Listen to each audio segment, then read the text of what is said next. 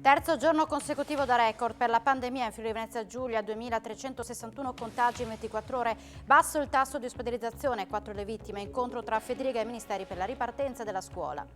È morta a 13 anni Sara, la bambina farfalla, dalla nascita era afflitta da una rarissima malattia genetica ed era seguita dal burlo di Trieste. I genitori di Pravis Domini hanno voluto affidare ai social il loro ricordo. Tra fuochi d'artificio silenziosi e piazze a numero chiuso, il Friuli Venezia Giulia si prepara a festeggiare il Capodanno. I nostri collegamenti in diretta dalle piazze in vista della mezzanotte, countdown su Telefriuli. Fontanini di piazza Ciriani Ziberna. I 4 sindaci dei capoluoghi si preparano ad un altro anno di amministrazione. I loro messaggi alla cittadinanza tra promesse e richieste.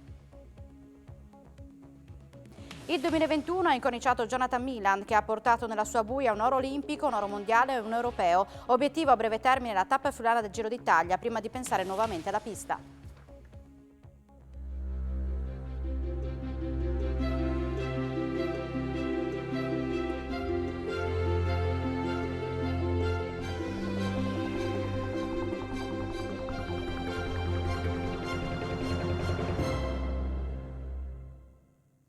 Buonasera e ben ritrovati a un nuovo appuntamento con l'informazione di Telefriuli. Terzo record consecutivo di nuovi positivi in 3 giorni in Friuli Venezia Giulia. Nelle ultime 24 ore sono stati 2361, quasi 9000 da Natale. Resta contenuta la pressione sugli ospedali. Un anno fa la nostra regione entrava in zona rossa. Ultimo giorno dell'anno e nuovo record assoluto di contagi, il terzo in 3 giorni, 2361 in 24 ore. Ieri erano stati 2110, il giorno prima 1817. Un numero che porta la triste conta da Natale ad oggi a 8670 nuove positività. Il dato che fa ben sperare però per l'immediato futuro resta quello legato alle ospedalizzazioni, perché a fronte di 8.670 nuovi positivi in una settimana, il delta di terapia intensiva e area medica resta molto limitato, con 3 pazienti in più in terapia intensiva e 12 nelle aree mediche. Pressione contenuta sulla sanità regionale, anch'essa però azzoppata da un mare di positività. Nelle ultime 24 ore sono 56 i dipendenti tra sanitari, amministrativi, assistenti sociali, terapisti e tecnici che sono stati contagiati e sono risultati positivi. Di Covid purtroppo si continua a morire in Friuli Venezia Giulia. Nelle ultime ore sono 4 le vittime, 43 in una settimana. Lo scorso anno, senza vaccino, i morti erano stati 15 in 24 ore, con 62 persone nelle terapie intensive e 645 ricoverati. Numeri che ci danno la proporzione che ciò che stiamo vivendo oggi è diverso da un anno fa, ma che ancora, senza il vaccino, di Covid si viene ricoverati e soprattutto si muore. I test rapidi antigenici effettuati dal Servizio Sanitario Regionale da tutte le strutture pubbliche e private autorizzate non necessiteranno della conferma del tampone molecolare per la diagnosi dell'infezione da Covid-19. Inoltre, il test antigenico negativo su soggetti sintomatici avrà bisogno della conferma di un tampone molecolare a distanza di 2-4 giorni solo sulla base di una valutazione clinica ed epidemiologica del caso. A dirlo il vicegovernatore regionale Riccardo Riccardi, spiegando che è una decisione ministeriale che va incontro alle difficoltà che si stanno riscontrando a causa dell'alta diffusione della variante Omicron. Alla Danieli di Butro, scacco alla pandemia in 3 mosse, vaccinazioni, comportamenti irresponsabili dei lavoratori e investimenti dell'azienda per oltre 1,5 milioni di euro in 20 mesi. È così che sono stati contenuti i contagi. Nel picco della quarta ondata sono positivi al Covid 60 dipendenti su 3.000. I contagi sui luoghi di lavoro possono essere contenuti grazie alle vaccinazioni, al comportamento responsabile dei dipendenti e a strategie ad hoc messe in campo dalle aziende. Lo dimostra quanto sta accadendo in una delle principali realtà produttive del Friuli Venezia Giulia, la Danieli di Butrio, dove i lavoratori positivi al Covid nel picco della quarta ondata della pandemia sono pari al 2% del totale. Per ridurre il rischio di infezioni, l'azienda ha investito negli ultimi 20 mesi circa 1,5 milioni di euro. Dalla direzione risorse umane della multinazionale fanno sapere che sui 3.000 dipendenti delle sedi italiane, oltre a Butrio, Brescia, Milano, Genova e Torino, attualmente una 60 di persone risulta contagiata e una 30 in quarantena. Sono meno di un centinaio dunque lavoratori assenti a causa del Covid, nessuno in condizioni preoccupanti. Scacco alla pandemia in 3 mosse, spiegano alla Danieli. Oltre il 90% dei lavoratori è vaccinato e i dipendenti adottano comportamenti responsabili, anche segnalando subito eventuali sintomi sospetti, e l'azienda investe coerentemente alle indicazioni che arrivano dalle autorità competenti competenti per ridurre il più possibile i rischi. Gli investimenti che rischiano dalle risorse umane riguardano gli adeguamenti infrastrutturali come il posizionamento di pannelli di plexiglass, l'utilizzo di software avanzati per il tracciamento, la fornitura di mascherine, l'esecuzione di tamponi e la sanificazione degli ambienti. Per quanto riguarda quest'ultima, oltre agli interventi ordinari quotidiani, ne sono stati effettuati 300 straordinari in 20 mesi. Nello stesso periodo sono stati eseguiti quasi 6.000 tamponi in azienda e sono state effettuate più di 4.000 visite diagnostiche nell'infermeria interna, il tutto con il coordinamento del team preposto alla sicurezza sul lavoro e sulla base di specifici protocolli. Un lavoro di squadra che evita la propagazione del virus in azienda e la conseguente chiusura di reparti a vantaggio della salute dei dipendenti e della produzione.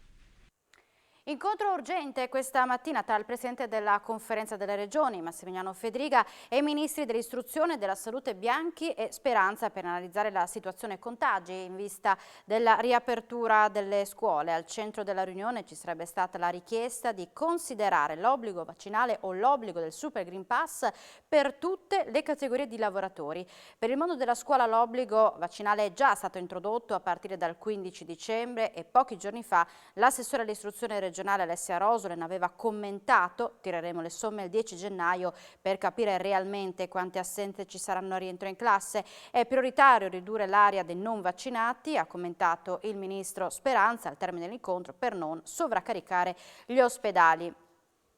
Nuove scritte Novax a Udine, questa volta direttamente all'esterno dell'ospedale, nella zona di via Chiusaforte. Proprio di fronte al Dipartimento di Prevenzione sono stati imbrattati muri che delimitano l'area dell'ospedale con altre scritte rosse sempre firmate dalla doppia V cerchiata. Il Vax uccide, il governo mente, alcuni dei messaggi sempre inneggianti a messaggi nazisti e contro il vaccino.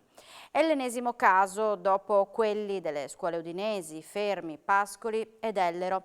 Le stesse scritte sono comparse questa mattina anche lungo la tangenziale, questa volta ci spostiamo tra Tavagnacco e Povoletto sulla base di un sottopasso.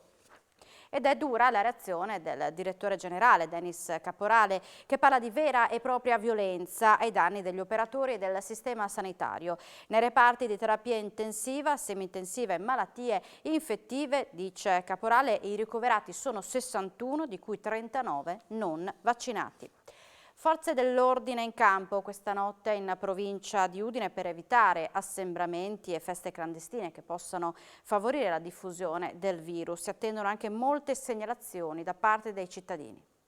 Controlli a tappeto questa notte di fine anno per prevenire assembramenti e la diffusione del virus. Le forze dell'ordine avranno questo compito, che è sicuramente difficile, ma di controllare anche eventi privati. Ovviamente ci aspettiamo anche molte forme di delazione, perché avremo sicuramente situazioni dove il vicino protesterà. Nei comuni dove non c'è polizia locale, purtroppo sono tanti, chi può procedere? Procederanno le forze dell'ordine territorialmente competenti, quindi i carabinieri. È un altro impegno, perché le polizie locali, appunto, con numeri piccoli, non possono garantire questo tipo di controllo. Anche la polizia postale in campo.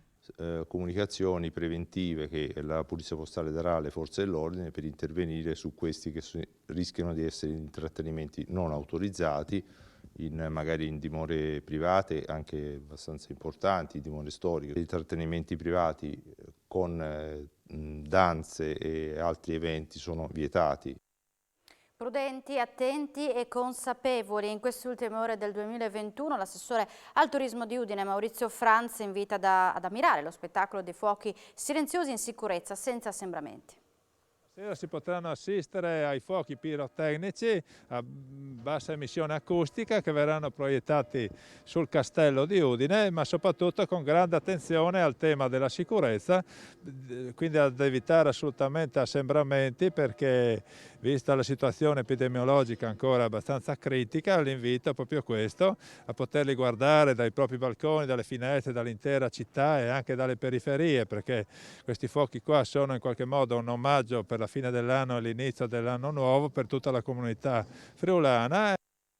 Scoppia intanto la guerra dei Pignarui. Perché si potrà accendere solo quello di Coia di Tarcento? Se lo chiede Sergio Freschi, presidente della locale associazione sostenitori delle tradizioni friulane, al quale i divieti non vanno giù e il Pignarul di Pagnacco dice sarà acceso. A Pagnacco scoppia la guerra dei Pignarui. L'associazione locale sostenitori delle tradizioni friulane è sconcertata dai divieti imposti quest'anno a causa della pandemia. Perché si può andare allo stadio, partecipare a eventi sportivi all'aperto e soprattutto perché concedere l'accensione solo al Pignarul di Coia di Tarcento? Se lo chiede Sergio Freschi, presidente della stessa associazione, i cui componenti stanno lavorando da ottobre per approntare il grande falò. Abbiamo quasi l'esigenza di doverlo fare in modo magari ristretto, senza nessuno, rispettando qualsiasi tipo di regola, ma che il Pignarul a Pagnacco non venga acceso il 6 di gennaio, dopo 57 anni di tradizione che viene sempre acceso, ci pare assolutamente qualcosa fuori da ogni tipo di logica. Le posso assicurare che il 6, quelli che abitano a sud di Pagnacco guarderanno a nord e quelli che sono a nord guarderanno a sud e vedranno un cielo incendiato. Una brutta e triste notizia perché a Pordenone si è spento il sorriso di Sara, la bambina farfalla. Era affetta da una rara malattia genetica, la epidermolisi bollosa.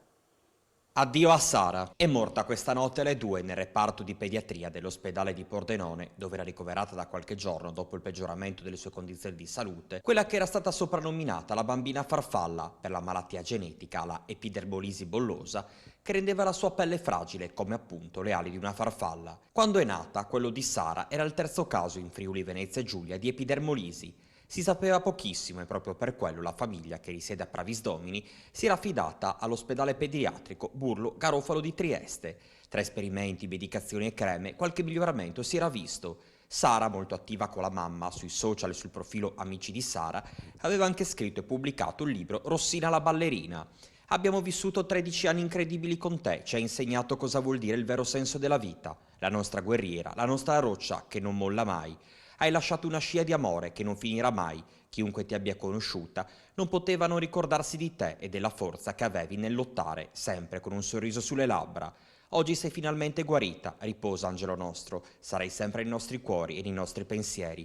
Ti vogliamo un mondo di bene, è il messaggio lasciato dai genitori e dalla sorella maggiore su Facebook. Veniamo al Capodanno, che sarà decisamente diverso rispetto a quelli passati negli anni prima del Covid. Poche feste di piazza, cenoni a numero chiuso e ancora la morsa della pandemia sul Friuli Venezia Giulia. Abbiamo deciso di andare a vivere insieme l'atmosfera delle piazze della nostra regione in diretta partendo da Udine, dove c'è per noi Davide Vicedomini.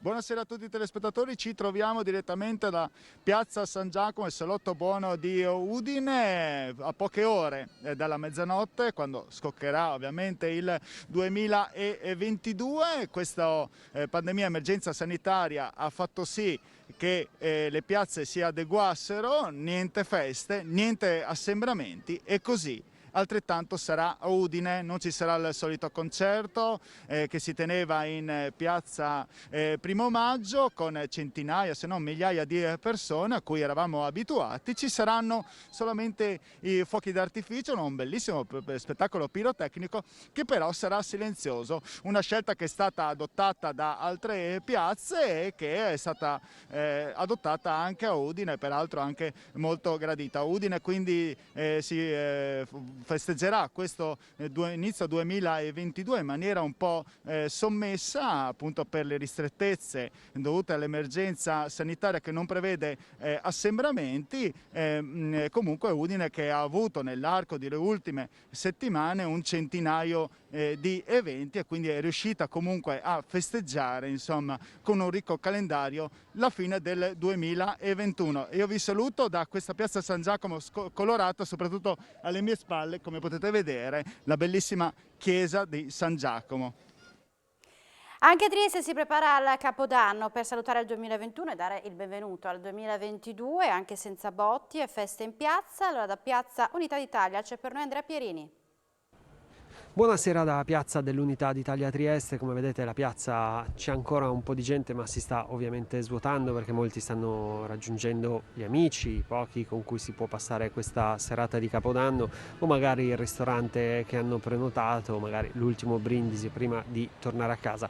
Sarà chiaramente un Capodanno anche a Trieste senza nessuna festa in piazza, una scelta che il sindaco aveva preso già diversi mesi fa, che ha rivendicato proprio nei giorni scorsi con orgoglio, sottolineando come adesso sia una decisione del governo. Non ci saranno fuochi d'artificio e anche a Trieste sono indicate, anche la piazza di Trieste è indicata come una di quelle dove ci saranno i movimenti Novax. Non è ancora chiaro quanto sarà grande il fenomeno, in ogni caso le forze dell'ordine vigileranno, ma ha ricordato che l'accesso alla piazza non sarà interdetto. Sono vietate le manifestazioni, ma questo è un altro discorso che sarà compito dell'autorità giudiziaria chiarire qualora dovessero appunto verificarsi problematiche di questo tipo. Comunque insomma la città è serena, c'è voglia di voltare pagina e di chiudere anche questo 2021 rapidamente, sperando che il 2022, grazie soprattutto ai vaccini, sia un anno finalmente sereno. Se non ci sono domande da studio io vi restituirei la linea. Grazie ad Andrea Pierini. Andiamo a Pordenone, dove era previsto il concertone in piazza, che però in un secondo momento è stato annullato, così come i falò epifanici. Ci spiega tutto Alberto Comisso in diretta. Buonasera da Piazza 20 settembre, siamo nel centro di Pordenone, qui tra qualche ora comincerà la festa, l'ultima notte dell'anno, l'anno 2021 che ci lascerà per lasciare spazio a un 2022 che speriamo davvero tutti essere migliore di quello che ci stiamo per ovviamente apprestare a lasciare. Non ci sarà la festa, non ci sarà l'animazione, non ci sarà il concerto e lo spettacolo pirotecnico, soltanto le casette aperte, così i gusti, l'enogastronomia potranno essere assaporati. Numero contingentato di persone 1500, né una in più né una di meno. Si prevede comunque un'adesione massiccia, non ci saranno le 5.000 persone delle edizioni 2018 e 2019, ma un po' di animazione, quella sì, in centro ovviamente ci dovrebbe essere, magari per qualche scambio di auguri, per qualche saluto a distanza, confidando che il prossimo anno possa essere sicuramente migliore. Da Pordenone è tutto, a voi la linea e tanti saluti e auguri di buon anno. Spettacolo pirotecnico silenzioso dal colle del Castello Gorizia, dove il sindaco Ziberna ha chiesto alla cittadinanza di non riversarsi in piazza Vittoria. È proprio da lì che ci colleghiamo con Timothy Di Segna. Buonasera a tutti, siamo Piazza della Vittoria a Gorizia, cuore della città isontina. Anche qui non ci saranno eventi musicali all'aperto, annullati a causa delle normative per il contenimento del Covid.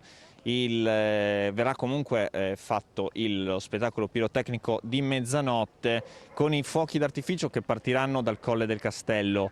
Spettacolo che però il sindaco Rodolfo Ziberna ha chiesto ai goriziani di non riversarsi in strada, di non riversarsi in Piazza della Vittoria, dove solitamente si assistono a queste celebrazioni, per evitare appunto assembramenti pericolosi visto l'emergenza sanitaria attuale. Comunque la zona sarà tenuta sotto controllo dalle forze dell'ordine. Già in serata hanno iniziato a muoversi diversi agenti della questura e della polizia locale che manterranno controllata la zona. L'invito appunto è quello di assistere allo spettacolo da casa propria o comunque da altre zone della città, perché appunto lo spettacolo sarà visibile anche da altre zone di Gorizia. Qualcuno sta già iniziando a far scoppiare i primi botti di Capodanno, come sentiamo dai bambini presenti qui in piazza. Da Gorizia è tutto, a voi la linea. Grazie ai nostri inviati. Pochi preparativi per il cenone di fine anno, quasi tutti festeggeranno a casa con amici e parenti, qualcuno cucinando piatti tipici friulani. In vacanza in Friuli? Sì, siamo in vacanza in Friuli da 4 giorni. Per stasera cena in ristorante. Forse andrò a dormire. Dico la verità, forse andrò a dormire. Ho preparato una specie di cenone, trippe, perché a Udine pare che siano tipiche, insomma, no, della serata, varie verdure, anche le lenticchie, anche l'uva, pare che sia un'introduzione recente di buona fortuna. Mi adeguo alla moglie, a quello che sta facendo, che ha pensato, che è tutto nella linea della tradizione friulana. Vacanze in Friuli, Monte Ioannas, perché buona vista, Slovenia, Friuli, forse Venezia. Abbiamo preso il pesce stamattina, le capesante e così insomma. In famiglia? Sì, in famiglia, esattamente. Ma cosa cucina? Guardi, non ho idea. Vado a casa, apro il frigo e vedo. Una cosa tranquilla tra amici. A casa? Sì, a casa. Evitiamo di andare in giro. Che cosa avete preparato come cenone? Ma come se non è ancora niente in realtà. Vediamo all'ultimo momento, suppongo. Rimaniamo nelle nostre città con i bilanci e gli auguri dei sindaci dei 4 capoluoghi. Partiamo con Udine, dove Pietro Fontanini annuncia che le tasse non subiranno rincari, ma si rammarica per il mancato decollo del commercio nel centro. A Udine le tasse comunali rimarranno invariate. È quanto promette ai cittadini il sindaco Pietro Fontanini per il 2022. Una promessa che è già una realtà. Non aumentiamo le tasse, è una cosa importante perché molti vivono in situazioni difficili. Abbiamo predisposto un bilancio per il 2022 senza aumentare niente. Dall'IMU, che è una tassa molto importante sugli immobili, alla Tari, che è quella sui rifiuti, il Comune di Udine non tocca le tariffe del 2021 che restano invariate anche per il 2022.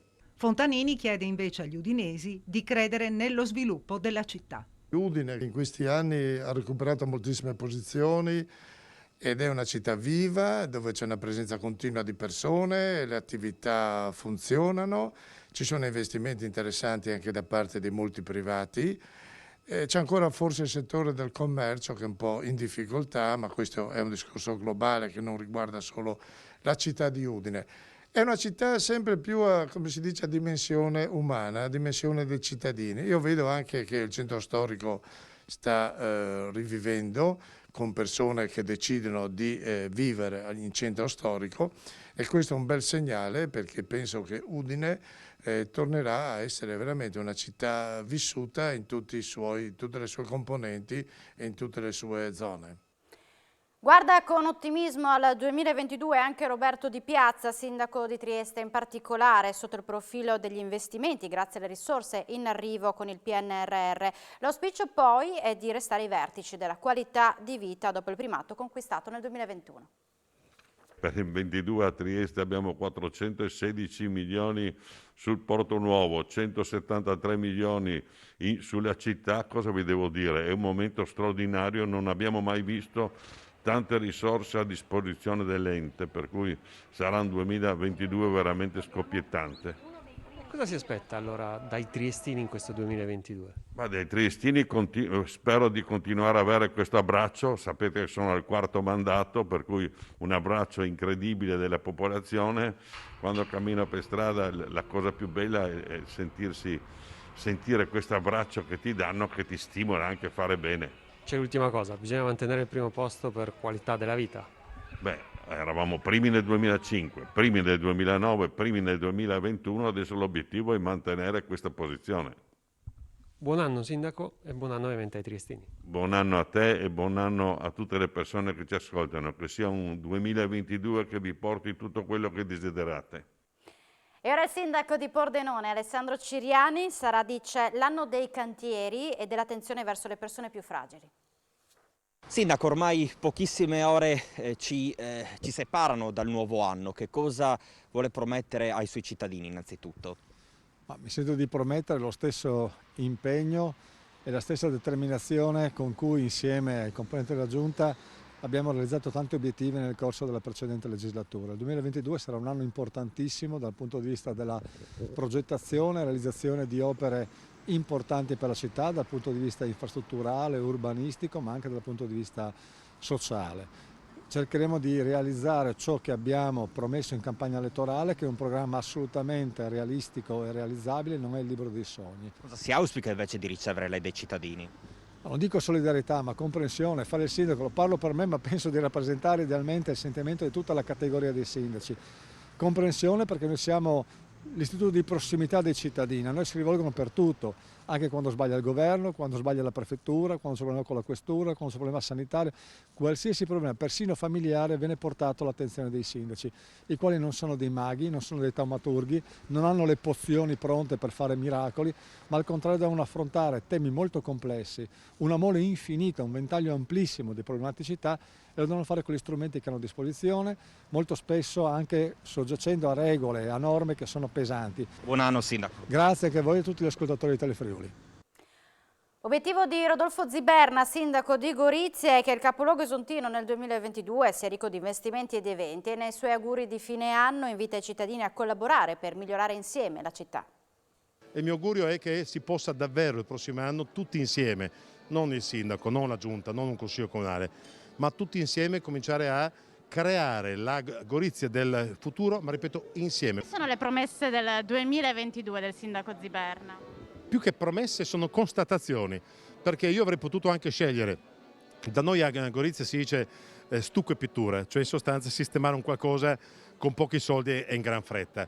Gorizia non ha bisogno di stucco e pittura, ma di investimenti. Tante iniziative per quanto riguarda la capitale europea della cultura, abbiamo già fatto tanto quest'anno, ancora di più nel prossimo anno. Gorizia diventerà una platea dei più grandi eventi del Friuli Venezia Giulia, che appunto avranno luogo nella nostra città e a Nuova Gorizia, verso questa corsa che ci condurrà nel 2025 a essere capitale europea della cultura. Che cosa si aspetta invece dai suoi cittadini nel 2022? Quello che mi aspetto da parte loro è davvero una collaborazione. Il sindaco ha un punto di vista suo, non può possedere, non può rappresentare o sintetizzare i punti di vista di tutti, perciò le proposte, le integrazioni, l'incalzo da parte dei cittadini sono proprio sperate, auspicate.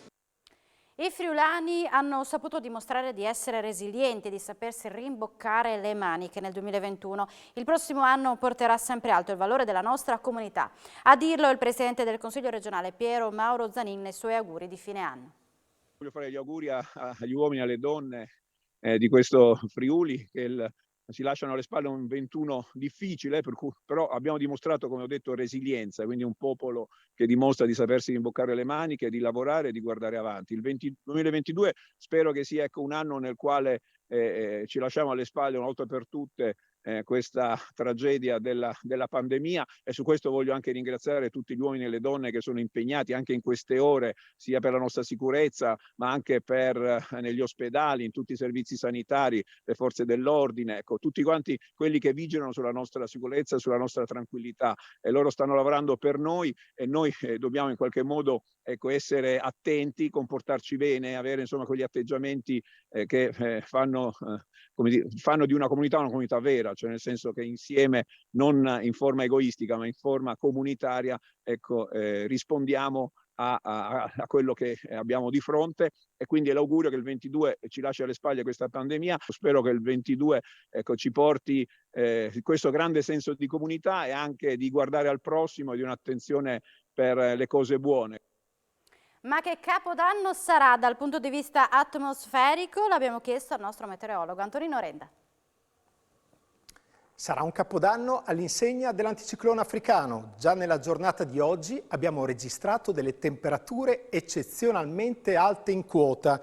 Tant'è vero che a 1500 metri siamo arrivati addirittura a 15-16 gradi di temperatura massima, e anche Lussari ha fatto registrare a quasi 1800 metri ben 12 gradi. Un'anomalia davvero importante. Possiamo vedere attraverso gli spaghetti, vedete, quanto sia lo scostamento dalla media. Queste sono le isoterme a 1500 metri, le temperature che registreremo in queste ore, nelle prossime ore e anche nei prossimi giorni, e questa è la temperatura media che dovremmo avere a tale quota. Notate la differenza? Si tratta appunto di un'anomalia di oltre 10 gradi.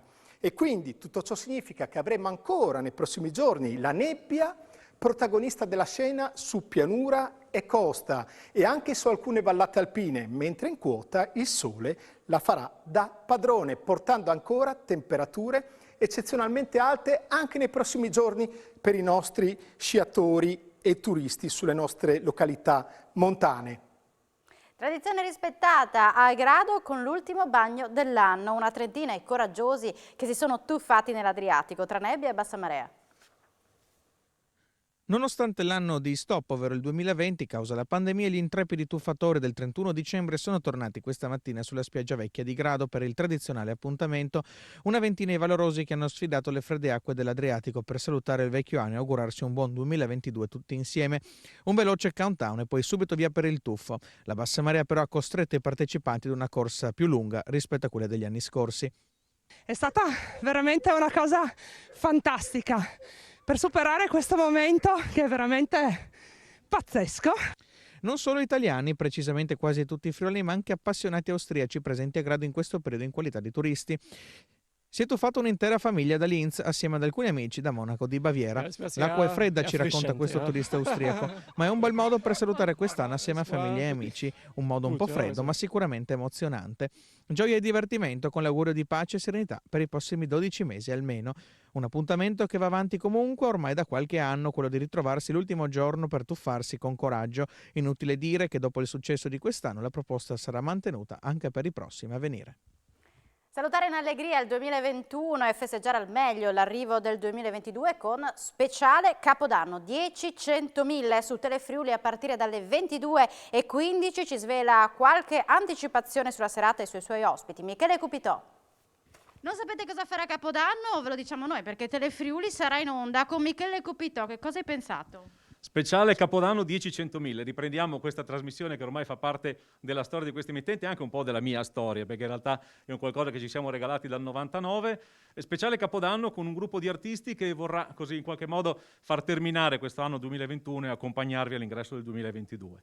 In una formula ovviamente che è quello dello spettacolo che piace a noi, però voglio invitare gli amici che ci stanno guardando a liberare il salotto, spostare i divani, i tavoli, perché non si può ballare nei locali, le feste a casa saranno limitate nel numero di persone, ma noi abbiamo anche Rambla, che è un DJ con un percussionista, Paolo Angelini con Roger, che faranno dei momenti proprio dedicati alla musica da discoteca. Poi ci sarà anche musica dal vivo con Daniele Bellotto, la comicità di Sdrindule, non potranno mancare i balli di Marisa Benes con il Club Diamante FVG, un'altra cantante che è Erika B, Paola Rizzotti che ci porterà la rappresentante del Friuli Venezia Giulia alla finale di Miss Italia, che è Erika Ribellato, Miss Sport Friuli Venezia Giulia.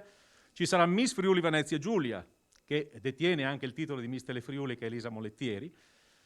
Tutto questo poi con un tocco di magia di René Magic Illusions. Insomma, abbiamo davvero uno spettacolo completo che credo vi farà compagnia. Ripeto, tante famiglie a casa e quindi noi vi terremo compagnia per tutta la notte. Preparatevi a ballare, a divertirvi, a stare insieme a Telefriuli dalle 22:15. Quindi dalle 22:15 tutti a casa, anch'io guarderò Telefriuli, ma naturalmente non mancherà la professionalità di Michele Cupitò e il countdown che non mancherà, immagino, no? Ma assolutamente no, il countdown non può mancare assolutamente, pronti con le bottiglie ovviamente per festeggiare davvero al meglio questo arrivo di questo attesissimo 2022. Salutiamo il 2021 in allegria qui ovviamente su Telefriuli. Tra poco le notizie sportive con in primo piano Jonathan Milan, il 2001 l'ha incorniciato, l'ha portato nella sua buia un oro olimpico, un oro mondiale e un oro europeo, obiettivo a breve termine la tappa friulana del Giro d'Italia, prima di pensare nuovamente alla pista. Dunque questa è l'apertura del notiziario sportivo, a tra poco, una bella serata su Telefriuli e noi vi auguriamo buon anno, grazie per l'attenzione.